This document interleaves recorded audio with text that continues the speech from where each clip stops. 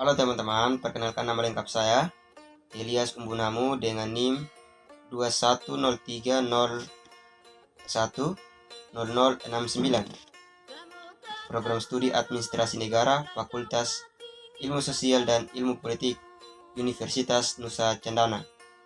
Pada video kali ini saya menyajikan sebuah video singkat yang menjelaskan tentang sebuah makalah dengan judul Tinjauan Antropologis terhadap Tradisi Perkawinan dalam Masyarakat Kecamatan Kanatang, Kabupaten Sumba Timur.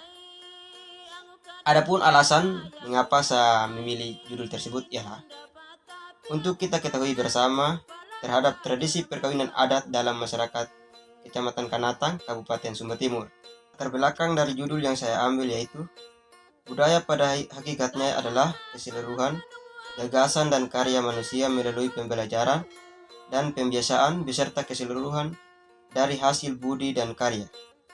Itu berarti sesuatu hal yang menjadi kebudayaan setelah melalui proses pembiasaan, yaitu dengan belajar. Kebudayaan adalah wujud keberadaban manusia yang menjadi warisan sosial.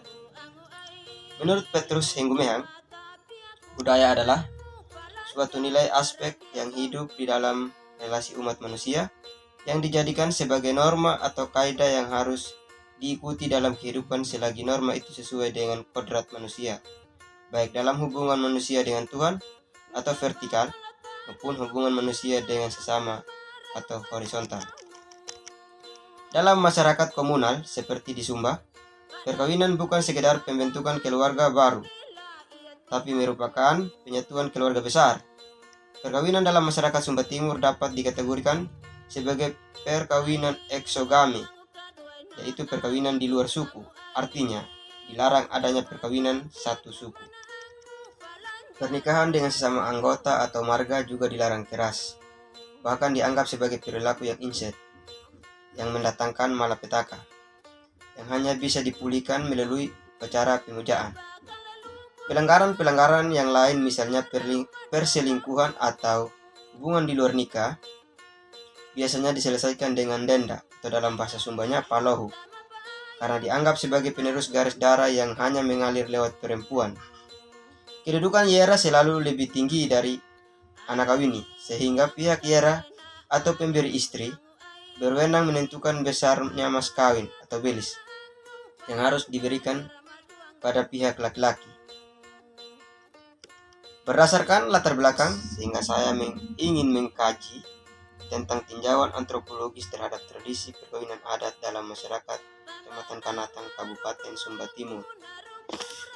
Adapun tujuannya yaitu untuk mengetahui seluk-beluk tentang perkawinan adat masyarakat Kecamatan Kanatang, Kabupaten Sumba Timur. Yang kedua, untuk mengetahui mekanisme adat perkawinan dalam masyarakat Kecamatan Kanatang, Kabupaten Sumba Timur. Manfaat dari makalah tersebut ialah yang pertama, manfaat teoritis. Penulis ini diharapkan memberikan kontribusi positif bagi akademis khususnya penulis untuk mengetahui lebih lanjut tentang budaya perkawinan khususnya dalam tradisi perkawinan di Kecamatan Kanatang, Kabupaten Sumba Timur. Selain itu, penulis ini diharapkan akan membawa terhadap dunia pengetahuan, karena dengan penulisan ini akan semakin menambah referensi pengetahuan serta dapat pula menjadi rujukan dalam penulisan selanjutnya. Yang kedua, manfaat praktis. Penulis ini diharapkan dapat memberikan wacana baru kepada masyarakat luas, khususnya terkait dengan penerapan budaya perkawinan dan relevansinya terhadap sistem atau budaya yang berlaku di daerah-daerah tertentu khususnya NTT, sehingga masyarakat dapat memiliki frame atau kerangka atau bingkai pemikiran sendiri dan tidak hanya ikut-ikutan dalam mengambil sikap terkait dengan penerapan budaya perkawinan. Selanjutnya kita masuk dalam pembahasan, yaitu yang pertama, pengertian perkawinan. Perkawinan masyarakat Sumba atau Tauhumba adalah suatu tahapan yang penting dalam siklus hidup seseorang, dan melalui perkawinan masa remaja ditinggalkan kehidupan dewasa dengan segala hak dan tanggung jawab dimulai. dan regenerasi dilanjutkan. Maka dari pemahaman itu, perkawinan di Sumba adalah suatu yang konkret, menyertai kehidupan manusia dalam masyarakat, sosial, dan budaya di Kabupaten Sumba. Negara Republik Indonesia sebagai negara yang berdasarkan Pancasila, di mana sila yang pertama adalah ketuhanan yang Maha Esa. Maka perkawinan dianggap mempunyai hubungan yang erat sekali dengan agama atau kerohanian, sehingga perkawinan bukan saja mengandung unsur lahir atau jasmani, tapi unsur batin atau rohani juga mempunyai peranan yang sangat penting. Dalam Kamus Besar Bahasa Indonesia mengartikan kata nikah sebagai perjanjian antara laki-laki dan perempuan untuk bersuami istri, atau sering diartikan pula sebagai perkawinan. Pernikahan pada hakikatnya adalah ikrar dari calon istri melalui walinya dan dari calon suami untuk hidup seia sekata, guna mewujudkan keluarga sakinah dan melaksanakan segala tuntutan ajaran agama, serta melaksanakan segala kewajiban sebagai seorang suami. Macam-macam perkawinan. Perkawinan Indonesia ada berbagai macam jenisnya. Maka macam-macam perkawinan di Indonesia adalah sebagai berikut. Yang pertama, kawin siri. Yang kedua, kawin masuk. Yang ketiga, kawin bawa lari. Yang keempat, kawin mutlak. Perkawinan yang terjadi dalam masyarakat Sumba Timur dapat dikategorikan sebagai perkawinan eksogami, yaitu perkawinan di luar suku, di mana lelaki anggota suku A menikah dengan perempuan anggota suku B, tapi tidak sebaliknya. Di Sumba Timur, keluarga penerima gadis disebut laia atau anak kawini, sedangkan keluarga pemberi gadis adalah yera. Yera adalah panggilan yang ditujukan kepada saudara laki-laki ibu dan secara umum seluruh kaum laki-laki di kabisu ibu. Karena secara tradisional mereka adalah pemberi gadis untuk dinikahi oleh laki-laki dari keluarga ayah. Maka dari yera juga diartikan sebagai kabisu pemberi gadis. Sementara keluarga si ayah adalah penerima gadis disebut laia atau anak kawini. Konsep perkawinan semacam ini dengan adanya keluarga penerima dan penerima gadis, penerima dan pemberi gadis, maka diharuskan paling sedikit 3 kabisu. Misalkan kabisu A, B, dan C. Kabisu A sebagai pemberi gadis kepada kabisu B, kabisu B sebagai pemberi gadis kepada kabisu C, dan kabisu C sebagai pemberi gadis kepada kabisu A. Karena kabisu A adalah pemberi gadis untuk kabisu B, maka kaum lelaki kabisu A tidak diperbolehkan menikahi wanita dari kabisu B. Dengan kata lain, tidak boleh terjadi saling bertukar peran di antara kabisu, pemberi, dan penerima gadis. Adapun istilah pakula anguleba dalam perkawinan masyarakat Sumba Timur, yaitu di mana perkawinan ini terjadi di antara sesama suku ataupun di luar suku, namun masih ada ikatan saudara semendak. Menurut kepercayaan masyarakat Sumba, perbuatan ini dilarang keras karena dianggap perilaku pendorong atau insentif yang mendatangkan malapetaka dalam artian kosmis. Namun masih kerap terjadi di kalangan masyarakat Sumba karena ada unsur suka sama suka. Dan perkawinan yang terjadi seperti ini hanya bisa dipulihkan atau diselesaikan melalui upacara pemujaan dan mencari suku lain di luar suku di mana perkawinan ini terjadi untuk dijadikan sebagai orang tua si gadis secara adat, sehingga ada istilah imbuya nama anaknya. Pelanggaran perkawinan yang lain, misalnya perselingkuhan atau hubungan luar nikah, biasanya diselesaikan melalui pembayaran denda yang disebut palahu. Biasanya denda yang menggunakan mamuli, kain tenun, babi, dan kuda. Macam-macam perkawinan dalam budaya Kecamatan Kanatang, Sumba Timur.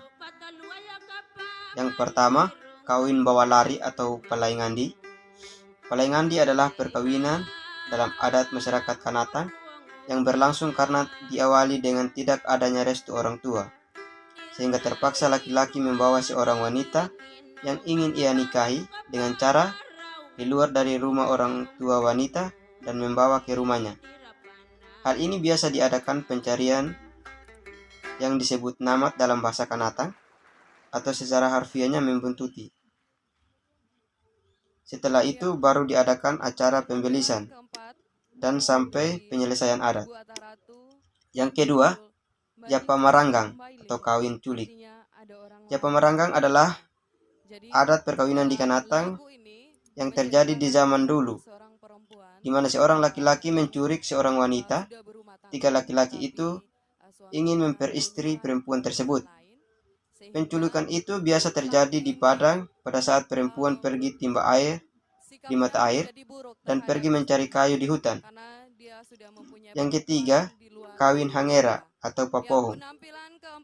Kawin hangera adalah perkawinan dalam budaya masyarakat adat Kanatang dengan cara laki-laki pergi tinggal di rumah orang tua perempuan untuk membantu orang tua perempuan, baik membuat pagar, membajak sawah, kerja kebun, urus hewan, dan lain-lain.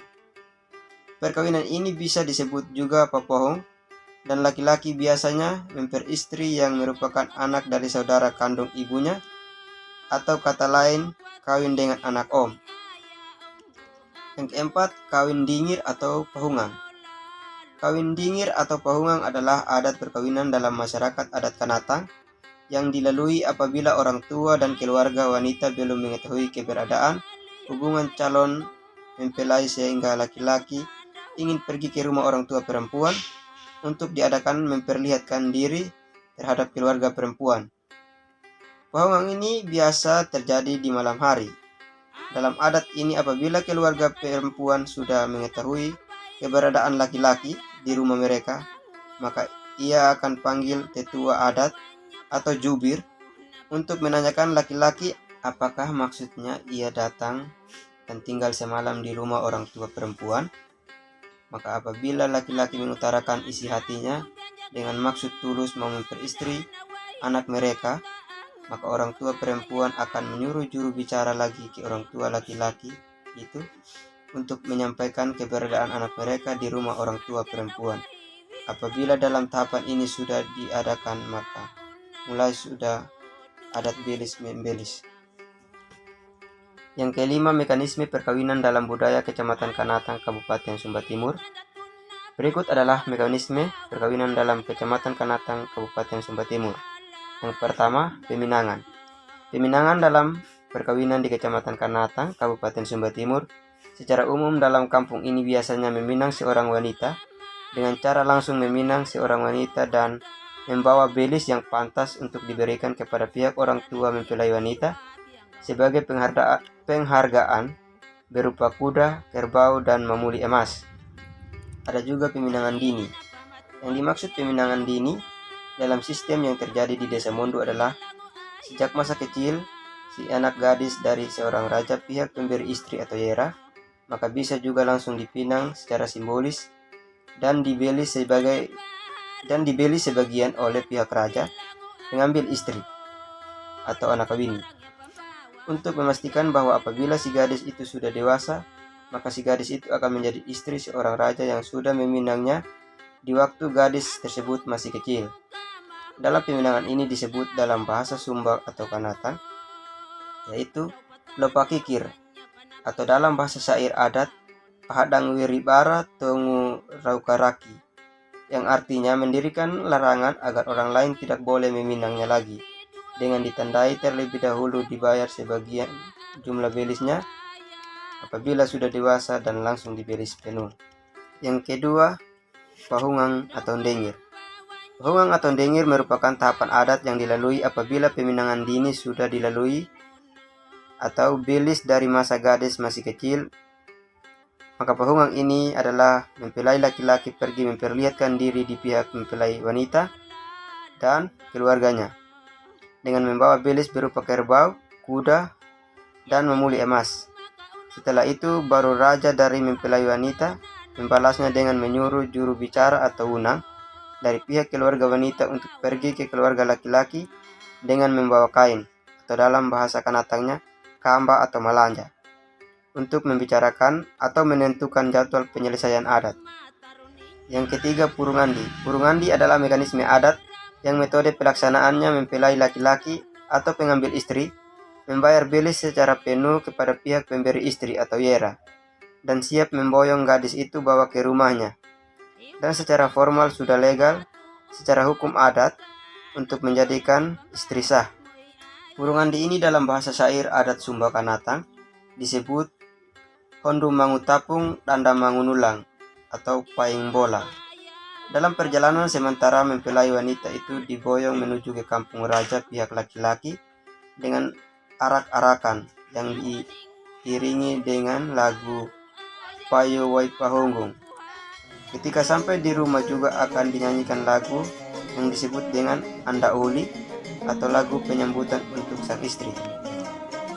Berdasarkan hasil penelitian dan pembahasan, maka kesimpulan dalam penelitian ini adalah perkawinan bagi masyarakat Sumba atau Tohumba adalah suatu tahapan yang penting dalam siklus hidup seseorang, dan melalui perkawinan masa remaja ditinggalkan, kehidupan dewasa dengan segala hak dan tanggung jawab dimulai, dan regenerasi dilanjutkannya.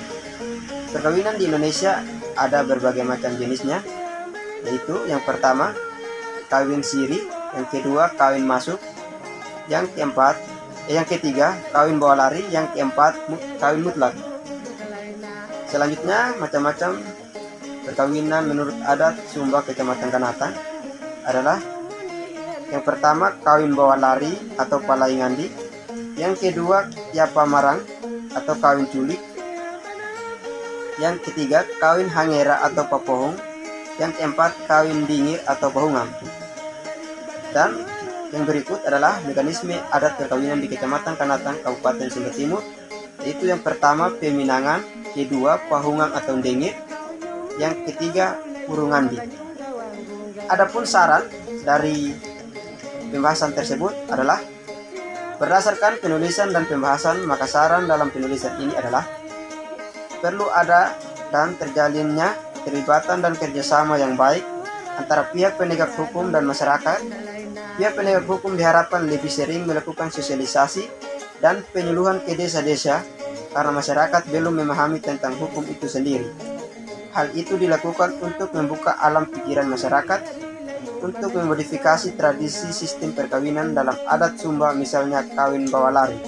Dalam pelaksanaannya, perlu ada kerjasama dan koordinasi yang lebih baik lagi antara pihak penegak hukum dengan instansi terkait perempuan dan anak, serta lembaga swadaya masyarakat.